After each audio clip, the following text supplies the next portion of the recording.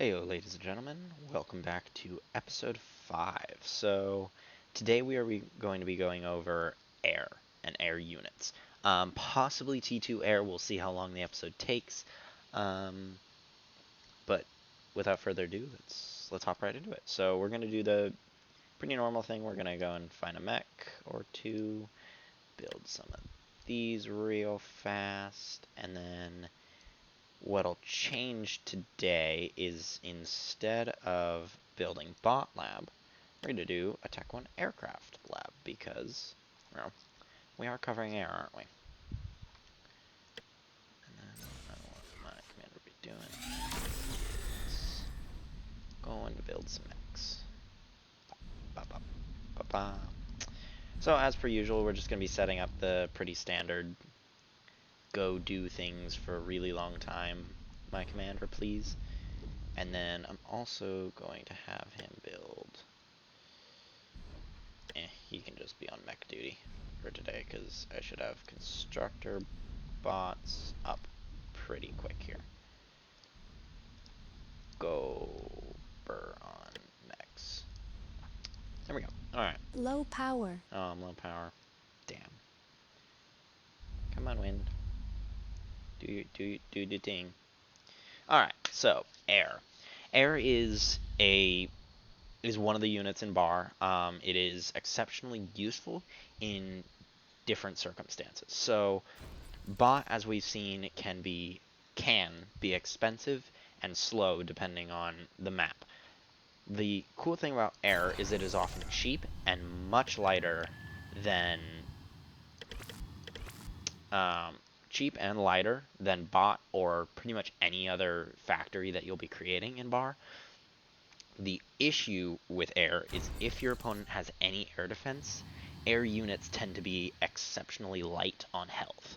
So they tend to be easy to shoot down, but the damage they do can make up for that. So if you were to build bombers, which we'll get to in a little bit, they might only be able to get a hit in before they're shot down, but that hit, if you send 3 bombers in, can turn into 3, and suddenly 3 hits can take out a mech or 2 or half a factory, something like that. So air does have its place, and part of that place is in rough terrain. So I've picked this map. It's called Angel Crossing. It's a very narrow map, especially if you're doing land-based units. So unless your opponent is going ship, hovercraft, or air, everything is going to go right through this center channel. There are some alternate routes up this mountain, down the side here, but for the most part, for this map, it is right through the middle. So controlling this central area can be extremely useful. And the cool thing about having air is its ability to literally do any terrain. So that means that I can build radar towers in places where with bot or literally any other type of unit, it would be considered impossible. Just because the air is, well, it's in the air. It flies right over every other obstacle that other units would have trouble dealing with. So we're just going to be setting up a defensive line here. We're going to have this guy coming over here and building a geothermal, because geothermals are kind of great. And then we'll have him build some defenses, because defenses are nice. Now, construction air units. Pretty basic, kind of the same thing as construction bot units. We've gone over those and what they can do in, I believe that was episode 1, actually, or maybe 2. Oh, episode 2, because that's when we started getting into units. Don't quote me on that. Somebody correct me in the comments. But what can an air unit do that a bot unit can't as far as construction goes? Low power. Not much. An air unit can, at T1 level, can create an air repair pad, which a T1 bot cannot. And it can also build a Tech 2 aircraft, which a Tech 1 bot cannot either. I would be aware that any category of unit that you're doing, so if you're doing air, you're always going to be doing Tech 1 air, then Tech 2 air with those construction bots. You cannot go Low power. from Tech 1 bot to Tech 2 air, or Tech 1 air to Tech 2 bot, if that makes sense. So you will always have to follow that. Okay, come on. Just finish this guy up. He's got 5 seconds left. Oh, I'm out of power. Well, that makes sense, actually. Alright, you're on power duty then. Oh, hey, look, you are on power duty. Fun. Priority can just go away from you then. So just be aware of Low how power. the units are going to work for you. You can actually just build. No, I want you to just build it right now.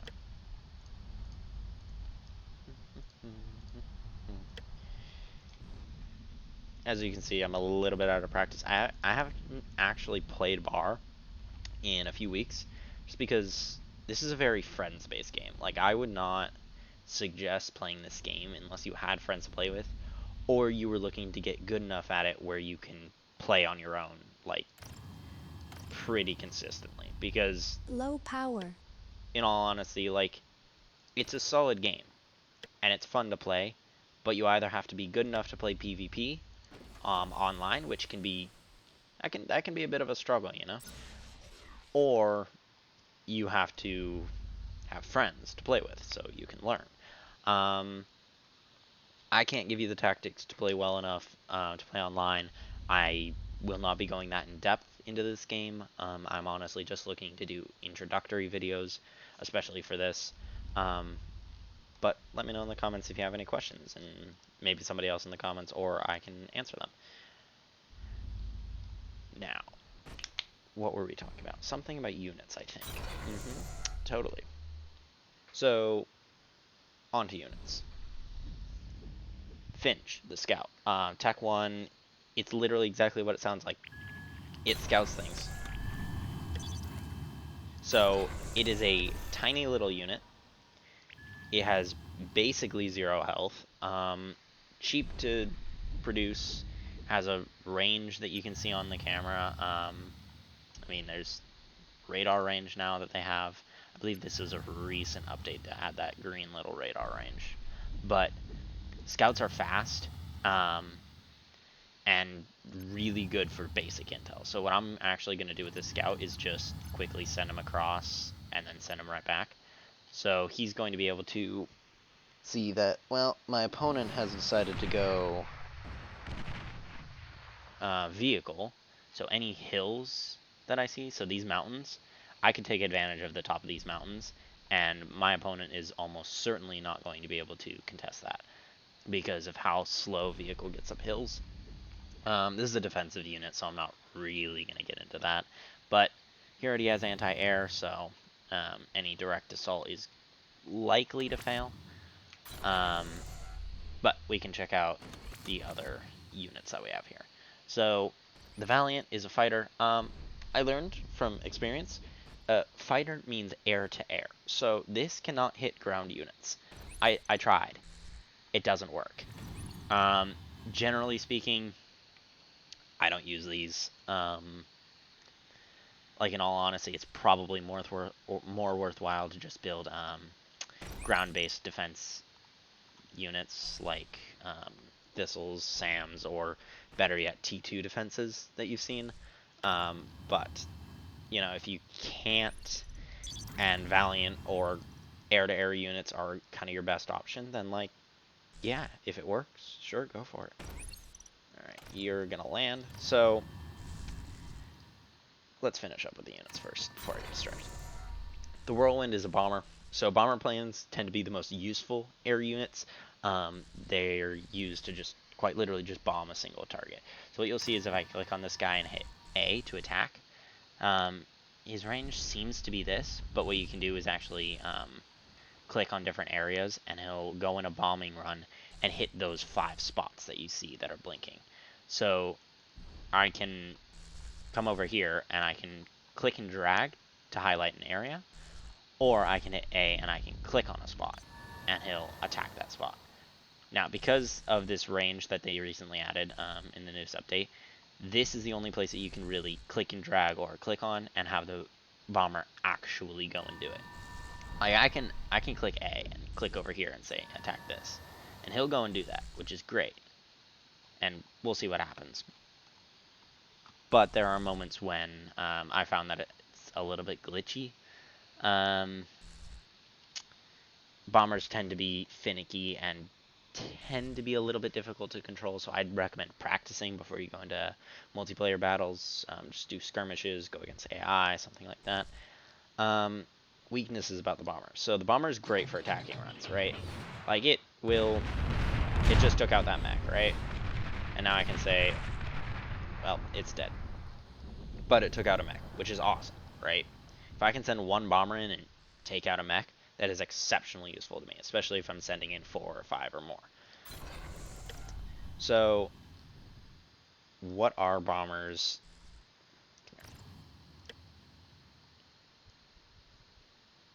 I've already told you what bombers are useful for. So, bombers do have a weakness, and their weakness is their range of sight. So, bombers can only see a range maybe the size of this tree. So if you're trying to get a bomber to hit a target that is moving and is not within radar or not being seen by one of your units, that is not going to happen. So the bomber will quite literally not attack. You cannot predictively attack with a bomber. You can't set a spot for it to attack, or at least you didn't used to be able to. I believe with the new update you might be able to, but we'll see. So bombers are exceptionally finicky and are used in attack against static spots. So an opponent's base, where you need to hit a single target and have it blown up, bombers are your move. Especially if your opponent's air defense is low. And you can find that out using finches and just send 5, 10 in, see what happens. Because finches are exceptionally cheap to produce and, you know, they do their thing. So I'm just going to send this guy in so he can go and, well, essentially die. Hercules. So Hercules is the air transport. Air transports are actually really cool. The tech one can only pick up small units. This is meant to transport bots or vehicles or other things like that. So an air transport can literally pick up a unit. Oh, there it goes. Kaboom.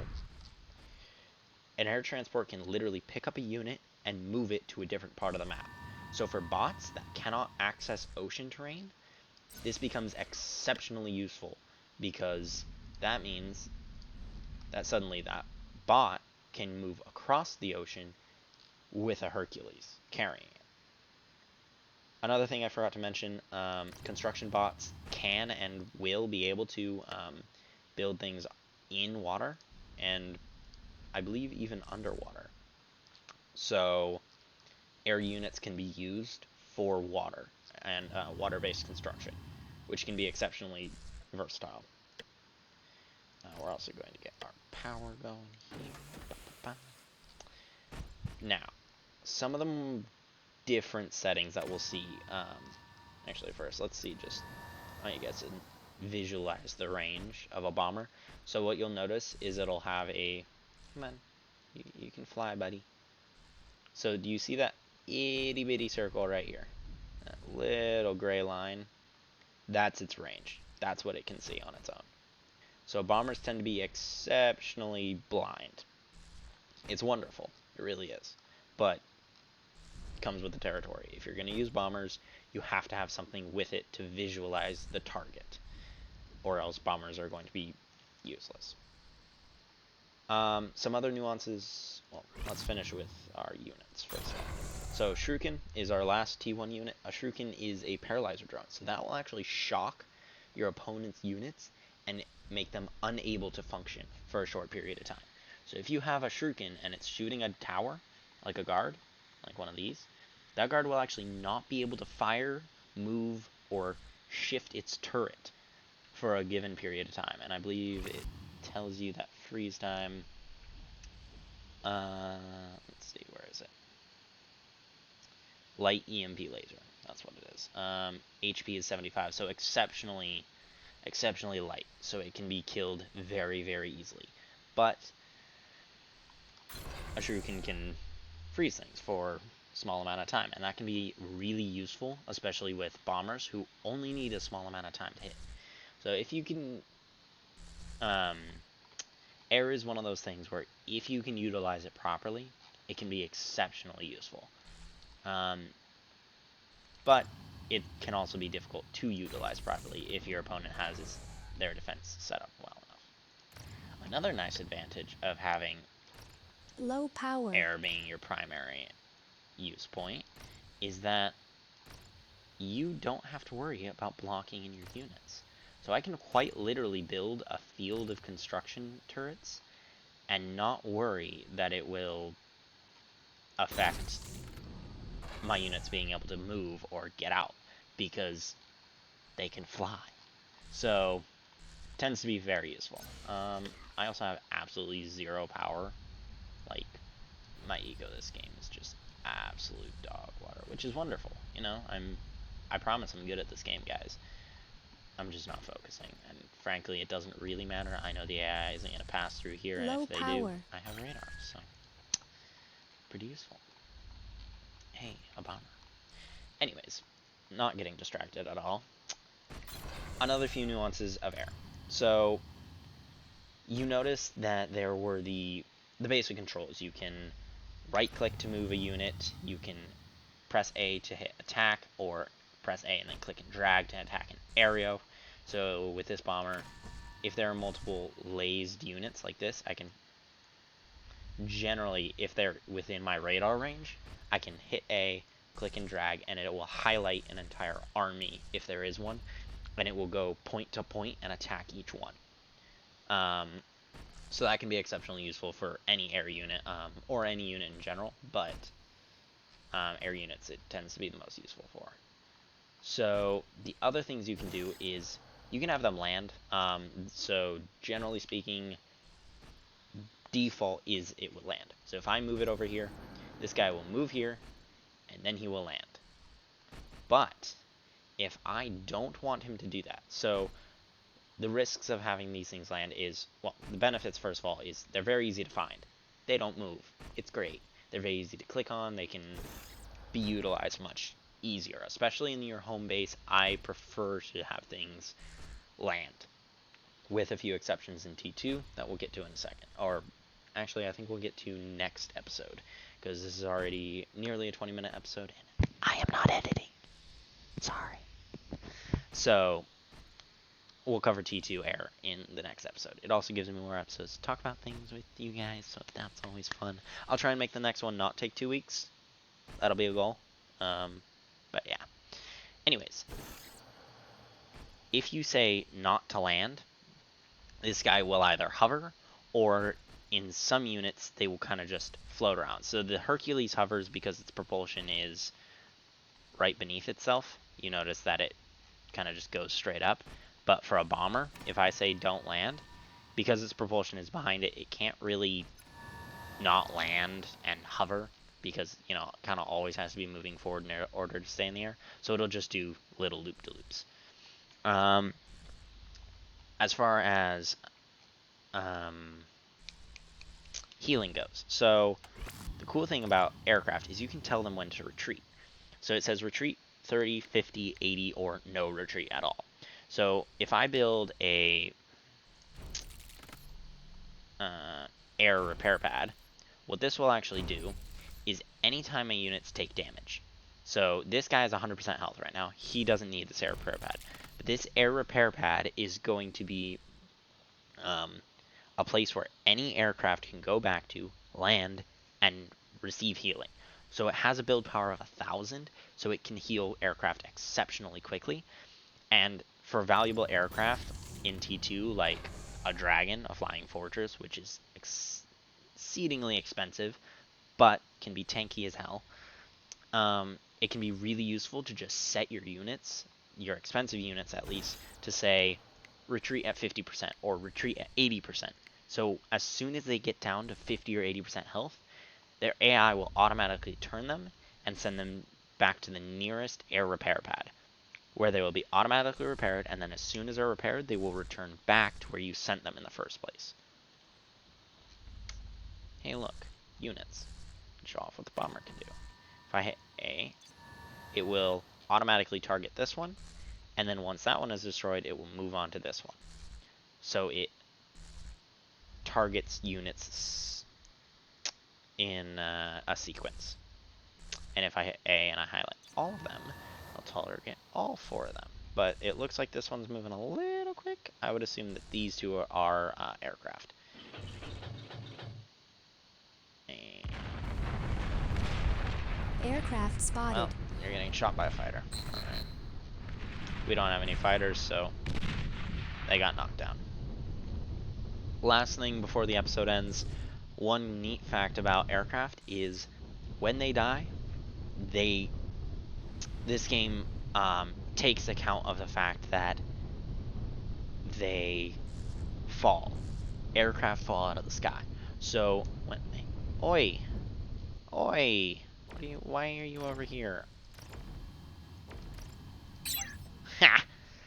My construction turret absorbed the guy before he could kill anything over here. I love that so much. But okay. When an aircraft dies, its body will fall to the ground semi-randomly and explode. So if an aircraft were to die, say, right here, then there is a chance that it could fall and hit one of my construction turrets and cause a chain explosion, destroying all of my construction turrets.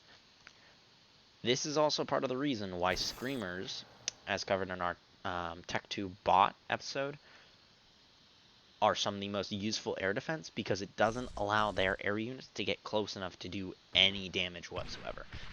If you can get screamers, get a screamer, please. It's going to be the best thing for you. Other than that, I think that is today's episode. Thank you guys so much for watching. I'm glad we could keep this under 25 minutes. Come back next time for more. Like and subscribe because, well, I need it. And have a nice rest of your day, guys. Seriously. Adios.